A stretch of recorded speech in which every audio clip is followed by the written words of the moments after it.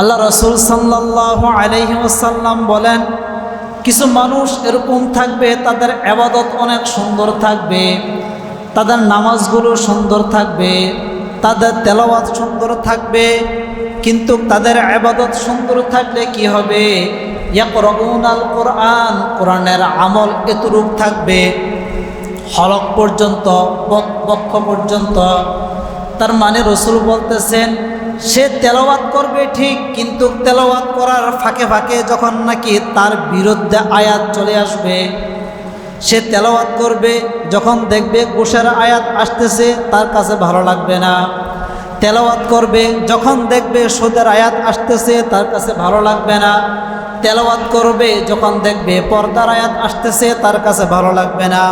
তেলাওয়াত করবে, যখন দেখবে হজের আয়াত আসতেছে ভালো লাগবে না। তেলাওয়াত করবে, যখন দেখবে যাকাতের আয়াত আসতেছে তার কাছে ভালো লাগবে না।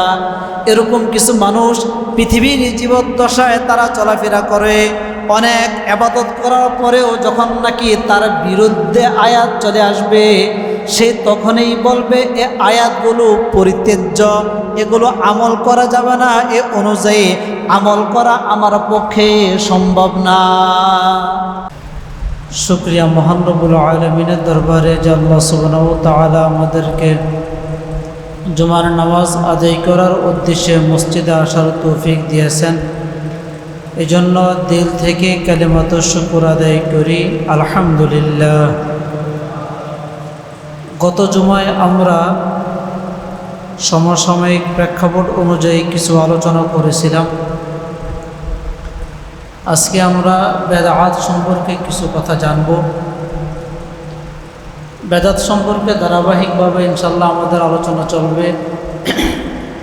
অতীতে আরও কিছু আলোচনা বাকি আছে, ওগুলো ইনশাল্লাহ আমরা একের পর এক পর্ব হিসাবে এগুলো আলোচনা করব। আমরা জানি যে প্রতিটি মানুষ আল্লাহ সুবহানাহু ওয়া তাআলার কাছে খালেস প্রকৃত বান্দা হতে হলে রব যেভাবে আমাদেরকে ইবাদত করার জন্য বলছেন, হুবাহু ওইভাবে আমাদের ইবাদত করতে হবে। ইবাদত করার ক্ষেত্রে আমাদেরকে কিছু নির্দেশ আল্লাহ সুবহানাহু ওয়া তাআলা দিয়েছেন। আয়াতের মাধ্যমেও আমাদেরকে বলছেন এবং হাদিসের মাধ্যমেও আমাদেরকে ইবাদত করার নির্দেশ আল্লাহ সুবহানাহু ওয়া তাআলা জানিয়ে দিয়েছেন। যেমন একটি আয়াত সূরা হাশরের 7 নম্বর আয়াতের শেষের দিকে আল্লাহ সুবহানাহু ওয়া তাআলা আমাদেরকে বললেন, মা আতাকুমুর রাসূলু ফাখুযুহু ওয়া মা নাহাকুম আনহু ফান্তাহু। এই আয়াতে আল্লাহ সুবহানাহু ওয়া তাআলা আমাদেরকে বলতেছেন যে আমি তোমাদেরকে যা কিছু দিয়েছি ইবাদত করার জন্য, যা কিছু তোমাদেরকে আমি দিয়েছি তা সব কিছু তোমরা গ্রহণ করো, সব কিছু তোমরা ধরো এবং পরিপূর্ণভাবে আমি যা কিছু দিয়েছি এই অনুযায়ী আমল করার চেষ্টা করো। আল্লাহ সুবহানাহু ওয়া তাআলা আমাদেরকে বলতেছেন, মানে আল্লাহ যা দিছেন এবং রসুলের মাধ্যমে আমাদেরকে যা নির্দেশ করছেন এগুলো আমাদেরকে ধরার জন্য, ওই অনুযায়ী আমল করার জন্য নির্দেশ দিছেন। পরে শব্দে গিয়ে বলেন, ওমা নাহাকুম আনহু ফান্তাহু, এবং আমি তোমাদেরকে যেগুলো নিষেধ করেছি যে এগুলো তোমরা করিও না, এগুলো থেকে তোমরা বেঁচে থাকো, বিরত থাকো, যেগুলো আমি তোমাদেরকে নিষেধ করেছি এই নিষেধ বস্তু থেকে বা নিষেধ ইবাদত থেকে, নিষেধ জিনিস থেকে তোমরা বিরত থাকবে।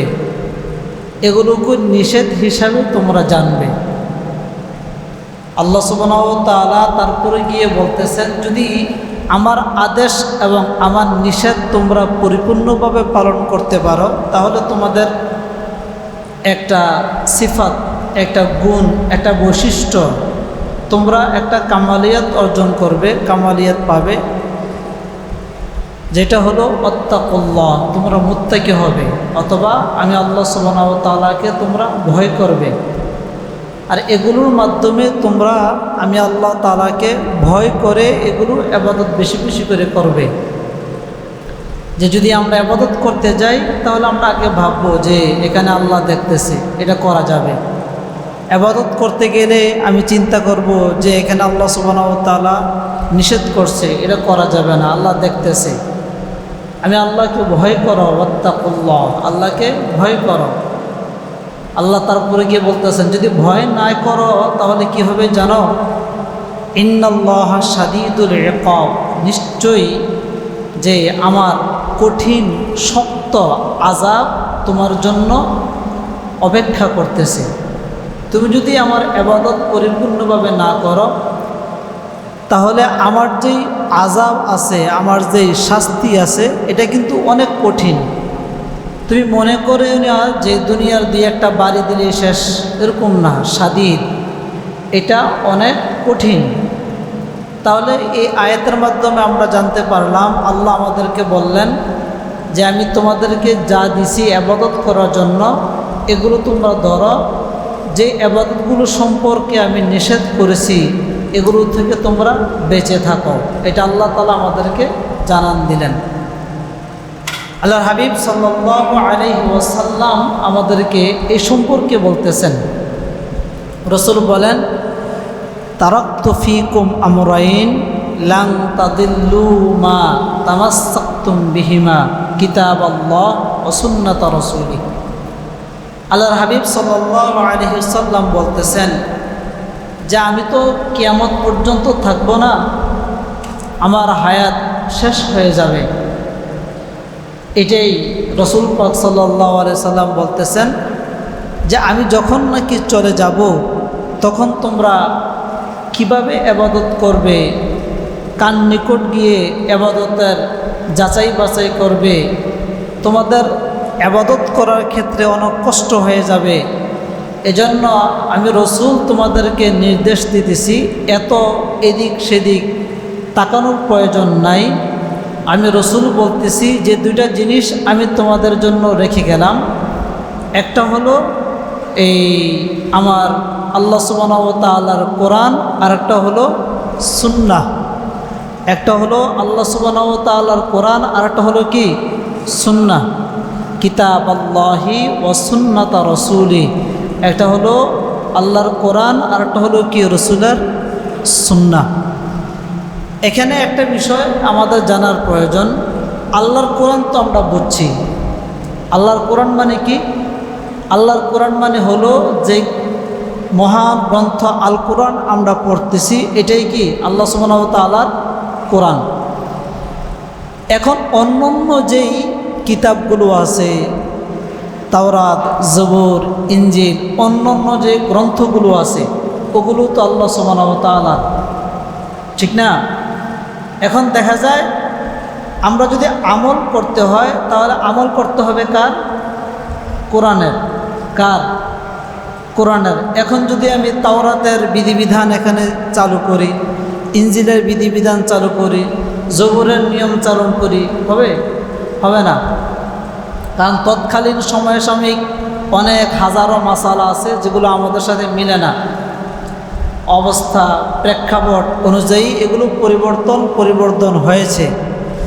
এই জন্য আমাদের জন্য আল্লাহ সুবহানাহু ওয়া তাআলা বললেন যে তোমরা কোরআনকে অনুসরণ করবা। আমি যে কোরআন তোমাদেরকে গাইডলাইন হিসেবে দিয়েছি, কোরআনে যা আছে এগুলো তোমরা পরিপূর্ণভাবে পালন করার চেষ্টা করবা। তাহলে কিতাব আল্লাহ দ্বারা কোরআন উদ্দেশ্য আমরা এটা পাইলাম। আরেকটা হলো সুন্নাতা রাসূলি।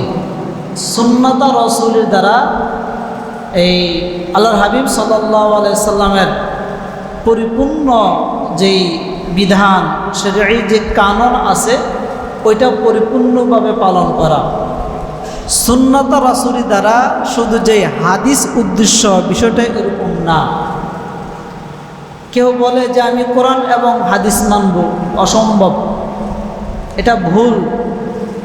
কেউ যদি বলে আমি কোরআন মানব, হাদিস মানব, তাহলে তার এই চিন্তাটা কি ভুল, এটা মানতে পারবে না, এটা মানার জিনিস না। হ্যাঁ, কোরআন মানবে এবং সুন্নাহ মানবে। সুন্নাহ, সুন্নাহ কি? সুন্নাহ হলো রসুল এবং সাহাবাই কেরাম সমন্বয়ে যে আবাদতটা করে গেছেন, যে আবাদত উম্মতের জন্য রেখে গেছেন, এটাই হলো সুন্নাহ। এখন বলবেন যে আমরা হাদিস মানলে সমস্যা কি? হাদিস মানলে অসংখ্য সমস্যা, একটা না, হাজারো হাজার সমস্যা যদি আপনি হাদিস মানতে যান। যেমন দেখা যায় একটা হাদিস, স্পষ্ট একটা হাদিস, আল্লাহর হাবিব সাল্লাল্লাহু আলাইহি সাল্লাম 11টা বিবাহ করছেন, স্পষ্ট হাদিস। রসুল 11টা স্ত্রী একই ঘরের মধ্যে রাখছেন, একই কামরায় ছিল, একই জায়গায় ছিল। কয়টা স্ত্রী? জোরে বলেন। 11 জন স্ত্রী ছিল। এখন যদি আপনি বলেন আমি 11 জন স্ত্রী রাখবো, পারবেন? আমাদের দ্বারা সম্ভব? এটা তো জায়েজ নেই। আমাদের জন্য কয়জন জায়েজ? আর 4 জন জায়েজ। আমাদের জন্য কয়জন? 4 জন জায়েজ। কিন্তু ওইটা তো হাদিস।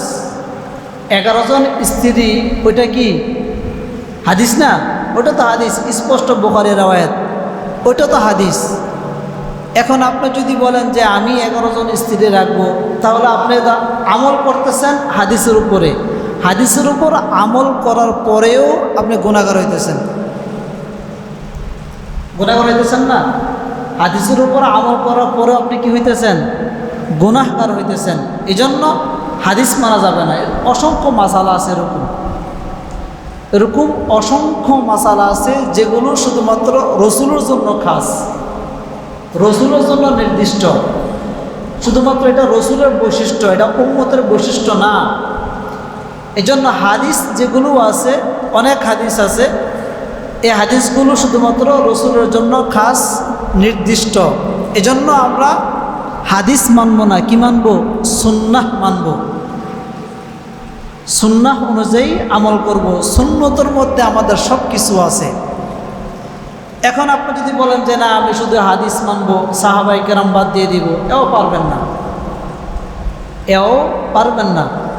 যেমন কোরআনের আয়াতের মধ্যে আছে যে ফাগসিলু ওয়ুজুহাকুম ওয়া আইদিয়াকুম ইলাল মারাফিক ওয়ামসাহু বিরুউসিকুম ওয়া আরজুলাকুম ইলাল কাবাইন। আয়াত আছে, চেহারা দো, হাত দো, মাথা মাসা করো, পা দো, ওযুর ক্ষেত্রে যে ফরজ। এখন কুলি করা, নাকে পানি দেওয়া, পরে আপনার এই আঙ্গুলগুলো খিলাল করা, কবজি পর্যন্ত ধুতে করা, মাথার কতটুকু মাসাহ করবেন ওই পরিমাণ দেওয়া, কোন জায়গা থেকে কোনটা 4 ভাগের 1 ভাগ ওইটা, কান মাসে করা, গর্দান মাসে করা, আবার এই আংটি থাকলে খিলাল করা, ব্রেসলেট থাকলে খিলাল করা, হাতের চুড়ি থাকলে আসাউবির, এগুলো থাকলে খিলাল করা। এখন হাজারো মাসালা আছে যেই মাসালা কোরআন আয়াতে নেই। কোরআনের আয়াতে এতটুকুই আছে, মুখ, হাত এবং পা ধুতে করা, এগুলি আছে, 4টা ফরজ এটাই আছে। বাকি আরও হাজারো মাসালা আছে যেগুলো কোরআনের মধ্যে কি নাই। কারণ আপনি কোন জায়গা থেকে আমল করবেন? অনেক মাসালা আছে যেগুলো দেখা যায় হাদিসে স্পষ্টভাবে নাই, আপনি আমল কোন জায়গা থেকে করবেন? ওই যে সাহাবাই কেরাম যা আমল করে গেছে, সাহাবাই কেরাম যেভাবে আমল করে গেছে, সাহাবাই কেরামকে দেখে দেখে আপনি কি করতে হবে? আমল করতে হবে। এই জন্য রসুল বলে গেছেন যে আমি চলে যাব, আমি চলে যাওয়ার পরে তোমাদের জন্য 2টা জিনিস রেখে যাব। একটার নাম হলো কিতাবুল্লাহ, আরেকটার নাম কি? সুন্নাতা রসুল। যে আমি রসুলের সুন্নত এবং কিতাব দেখে দেখে তোমরা কি করবে? আমল পরিপূর্ণভাবে করবে। তাহলে আমাদের আমল করতে হবে কিভাবে? কিতাব থেকে এবং সুন্নত থেকে। আমাদের দেশে কিছু মানুষ আছে, তারা আবার আহলে কোরআন দাবিদার, যে শুধু কোরআন মানে, সুন্দর যুক্তি দিবে, সুন্দর মেসেজ দিবে, আপনাকে ব্রেন ওয়াশ সুন্দরভাবে করবে, শুধু কোরআন মানবে আর কিছু না। এগুলো ভণ্ড, এগুলো বাতিল। এগুলো ইসলামকে ধ্বংস করার জন্য নতুন একটা ফন্দি তারা কি করছে, চালু করছে। শুধু কোরআন যদি কেউ মানতে চায় তার ইমান থাকবে না, বেঈমান, সে কাফের হয়ে যাবে। কারণ আপনি হাদিস অস্বীকার করলে তো কি কাফের। হাদিসের মধ্যে হাদিসে কুদুসি আছে, যেটা আল্লাহর স্বয়ং আল্লাহর কথা, এবং দেখা যায় অনেক মাসআলা ইস্তেমবাত হয়েছে হাদিসে কুদুসির মাধ্যমে। অনেক সময় দেখা যায় কোরআনের আয়াত পর্যন্ত হাদিসে কুদুসির মাধ্যমে বদল হয়ে গেছে, এদিক সেদিক হয়ে গেছে। এরকম কিছু হাদিস আছে, হাদিসে জিব্রাইল আছে, যে হাদিসগুলোর মাধ্যমে দলিল চলে, যে হাদিসগুলোর মাধ্যমে প্রমাণ চলে, যে হাদিসগুলোর মাধ্যমে যুক্তি চলে। তো এই ক্ষেত্রে আপনি শুধু হাদিস অস্বীকার করে কোরআন আমল করে কি জান্নাতে যেতে পারবেন? পারবেন না, তো কাফের হয়ে যাবেন। এই জন্য আমরা আমল করতে হবে রাসূলের সুন্নাহ এবং আল্লাহ সুবহানাহু ওয়া তাআলার কিতাবুল্লাহ কোরআন। এই দুইটা গাইডলাইন আল্লাহ রাসূল সাল্লাল্লাহু আলাইহি সাল্লাম আমাদেরকে শিখিয়ে গেলেন, এবং আল্লাহ সুবহানাহু ওয়া তাআলা বললেন যে যা কিছু দেওয়া হয়েছে তোমরা ধরো, আঁকড়ে ধরো, এবং যার থেকে নিষেধ করা হয়েছে এগুলো তোমরা পরিত্যাগ করো, এগুলো থেকে বেঁচে থাকো। আল্লাহ রাসূল সাল্লাল্লাহু আলাইহি ওয়াসাল্লাম আমাদেরকে এই আরেকটা হাদিস এর মাধ্যমে জানান দিতেছেন। হাদিসটা খুব আমি আজকে কালকে রাত্রে পড়ার পর আমার কাছে খুব আশ্চর্য মনে হলো যে এত বড় কথা হাদিসের মধ্যে। আল্লাহ রাসূল সাল্লাল্লাহু আলাইহি সাল্লাম বলতেছেন, এই আবু সাঈদ খুদরি রাদিয়াল্লাহু তাআলা আনহু থেকে হাদিসটি বর্ণিত। হাদিসের মধ্যে বলা হয়, এটা বুখারীর রওয়ায়াত 5058 নম্বর হাদিস। এই হাদিসের মধ্যে রাসূল পাক সাল্লাল্লাহু আলাইহি সাল্লাম সাহাবীদেরকে বলতেছেন, সাহাবীদেরকে স্বয়ং বলতেছেন যে তোমরা যে ইবাদত করতেছো, একদল মানুষ পৃথিবীর মধ্যে আগমন করবে, আবির্ভাব হবে, একদল মানুষ আসবে পৃথিবীর মধ্যে, এই তাদের ইবাদত তোমাদের ইবাদতের চাইতেও আরো উত্তম। কাকে বলতেছে? সাহাবায়ে কেরাম বলতেছে। মনোযোগ দিয়ে কথা শুনেন, যে তাদের ইবাদত তোমাদের ইবাদতের চাইতেও কি উত্তম, এবং তাদের নামাজ তোমাদের নামাজের চাইতেও উত্তম, তাদের রোজা তোমাদের রোজার চাইতেও উত্তম। কাকে বলতেছে? সাহাবায়ে কেরামকে বলতেছে। সাহাবায়ে কেরাম তো আশ্চর্য হয়ে গেছে, আমরা জান্নাতের টিকিট পেয়ে গেলাম, আমাদের ইবাদতের স্বয়ং আল্লাহ খুশি, আমাদের ইবাদতের ক্ষেত্রে জিবরাইল আইসা রাসূলকে জানান দেয়, ইয়া রাসূলুল্লাহ, ওই সাহাবের প্রতি আল্লাহ খুশি হয়ে গেছে। আমরা ইবাদত করার সাথে সাথে আসসালামু আলাইকুম ওয়া রাহমাতুল্লাহ, আসসালামু আলাইকুম ওয়া রাহমাতুল্লাহ যখন বলি তখন সূর্য অস্ত যায় বা সূর্য উদিত হয়।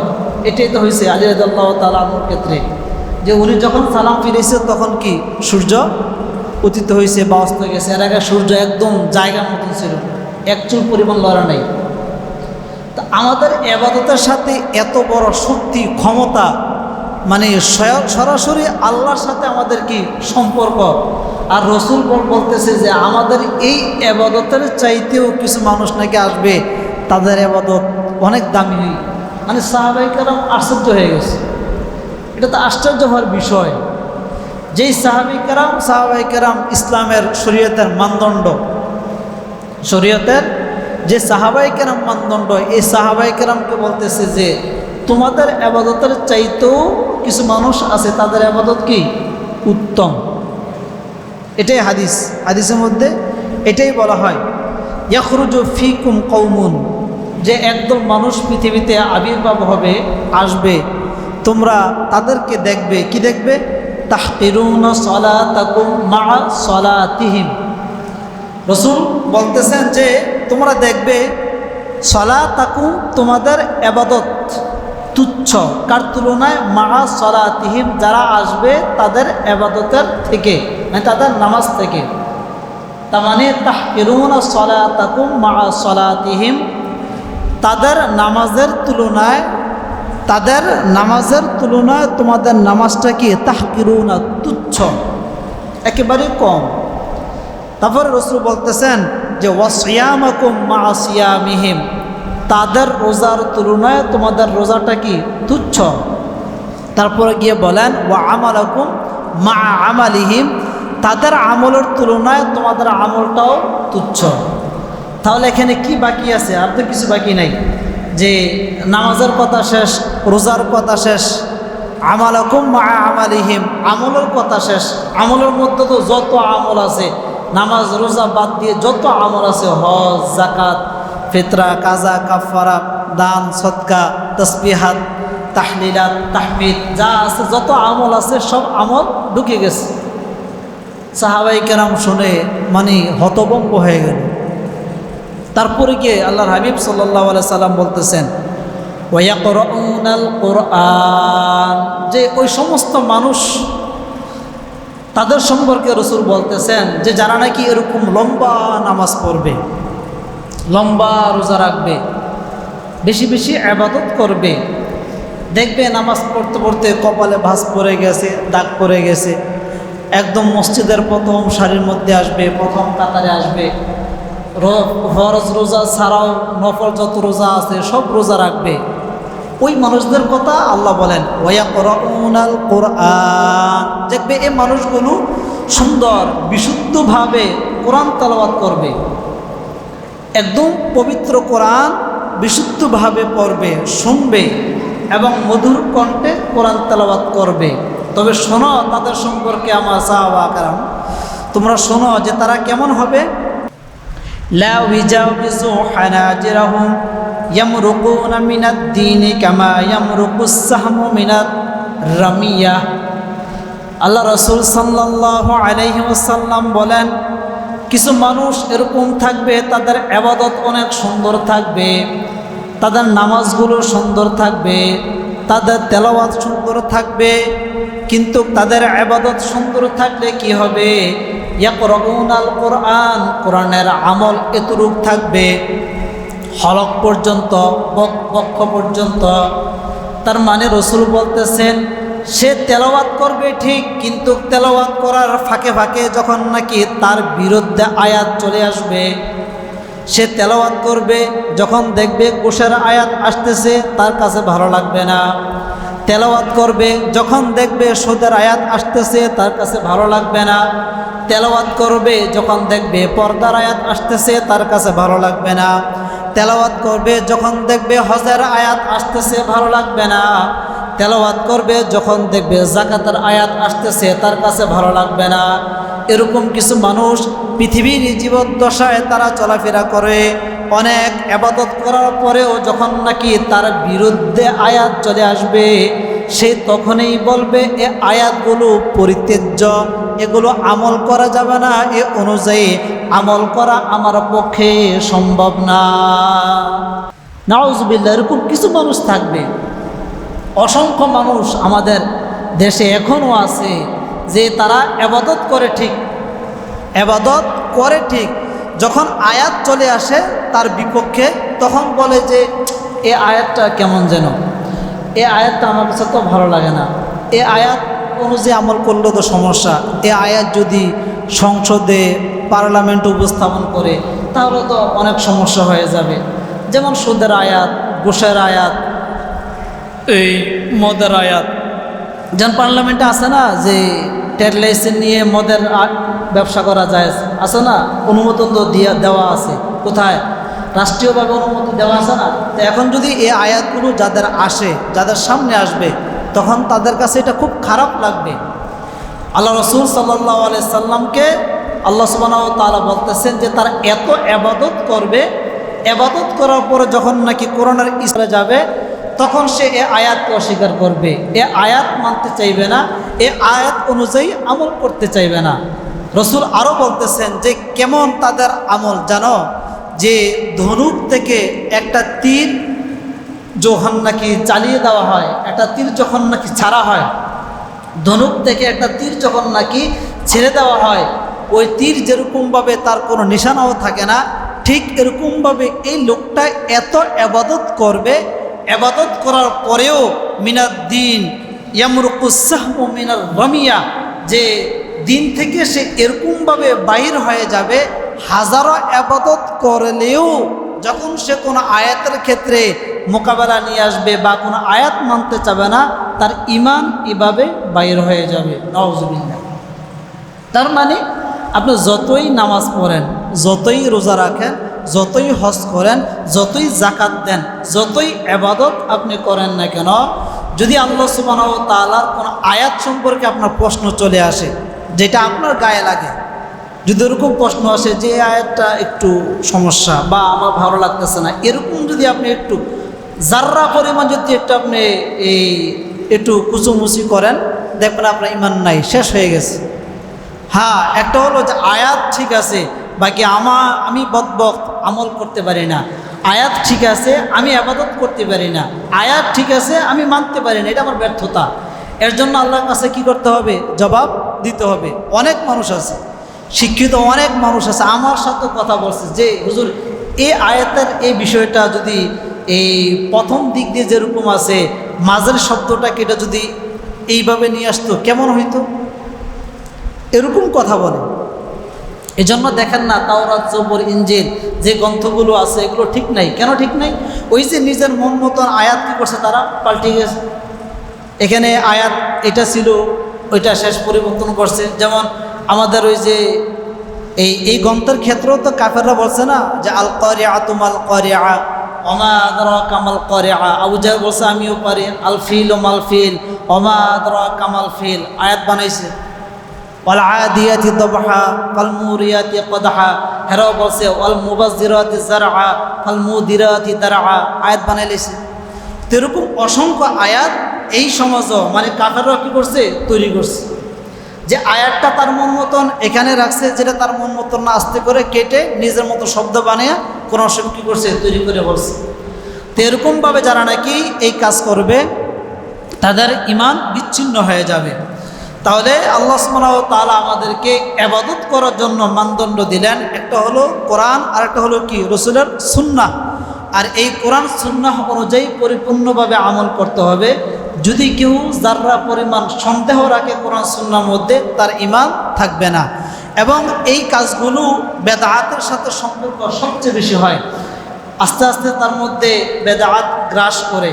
বেদাত ইবাদত হলো একটা শরীরের জন্য অ্যান্টিভাইরাস, যেই কাজ করে এটা বেদাত হুবাহু এই কাজ করে। এক হাদিসের মধ্যে আছে এটা হলো প্যারালাইসিস। বেদাত ইবাদতটা হলো কি? প্যারালাইসিসের মতো। আপনার শরীর এক সাইড আস্তে আস্তে আস্তে আস্তে আস্তে অবশ করতে করতে পুরা দেহ আপনাকে কি করে? শেষ করে ফেলে। এক সময় গিয়ে আপনার জান থাকে না।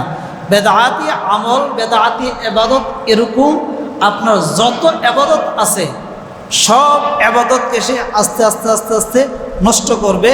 নষ্ট করার পরে এক সময় বেঈমান করে আপনাকে ছাড়বে। বেদাত এত বড় ভয়াবহ একটা ইবাদত, আপনাকে বেঈমান করে ছাড়বে। বেদাতের মূল সংজ্ঞা হলো যে আল্লাহর হাবিব সাল্লাল্লাহু আলাইহি সাল্লাম আমাদেরকে কোরআন সুন্নাহ অনুযায়ী আমল করার জন্য বলছেন।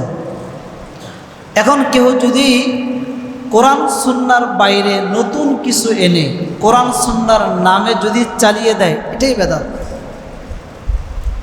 কোরআন সুন্নার বাইরে যেটা কোরআন সুন্নায় নাই, যেটা রসুল বলেন নাই, সাহাবায়ে কেরাম বলেন নাই, আল্লাহ বলেন নাই, কেউ বলে নাই, আমি আমার নিজের মন মতো একটা কথা ইবাদতের নামে চালিয়ে দিলাম, এটাই কি?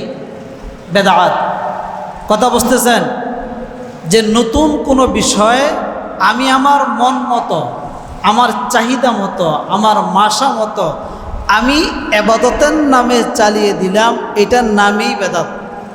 ইবাদতের নামে অনেক রুসুম আছে, ইবাদত অনেক রুসুম। মাজার দিলে শেষ। এটা কি আছে কোথাও? কোথাও আছে নাই, কোথাও নাই। এগুলো ফালতু ভণ্ডামি। বলতেছে, আমি নিজেও প্রশ্ন করছি, খুব মানে আশ্চর্য লাগে। আমি অলংকার যাইতেছি, ওই সিনজি মতন যে লম্বা গাড়িগুলো আছে, ড্রাইভারের সাথে বসছি, ওই অলংকার যাওয়ার পথে একটা মাছ ধরার পরে রাস্তার মাঝখানে এখনও আছে।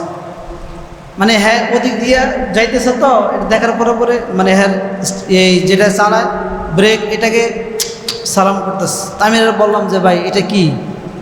এরা জিজ্ঞেস করলাম এটা কি?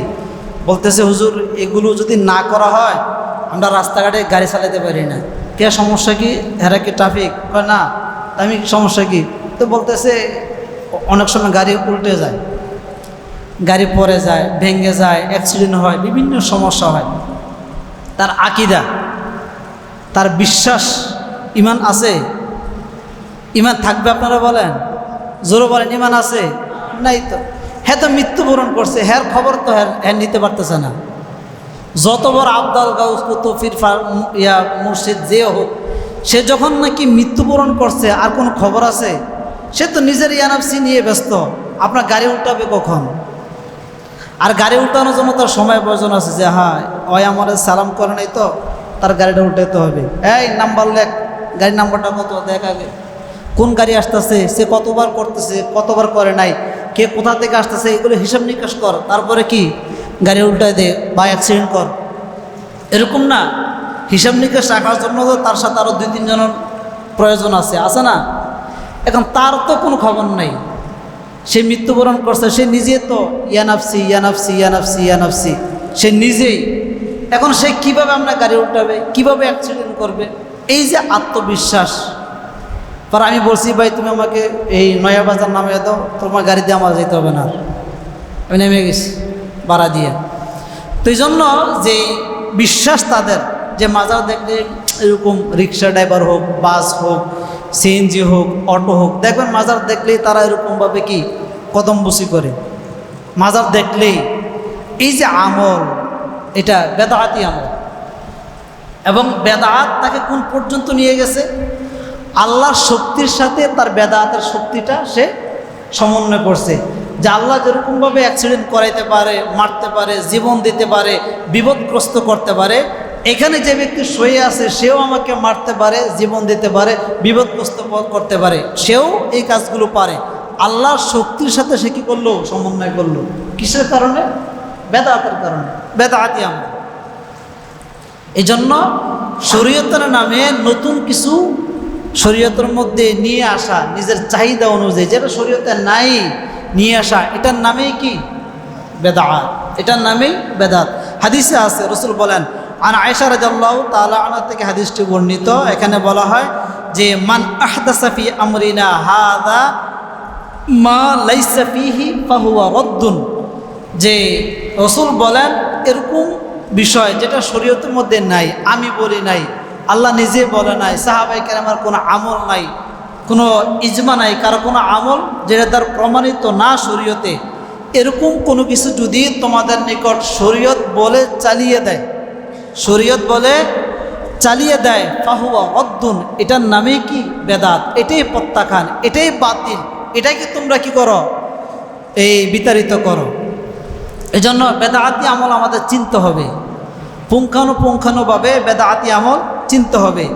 যদি আমরা বেদাতি আমল না চিনি, দেখা যাবে এক পর্যায়ে গিয়ে আমাদের ঈমান নষ্ট হয়ে যাবে, আমাদের আমল যা আছে সব কিছু বাতিল হয়ে যাবে।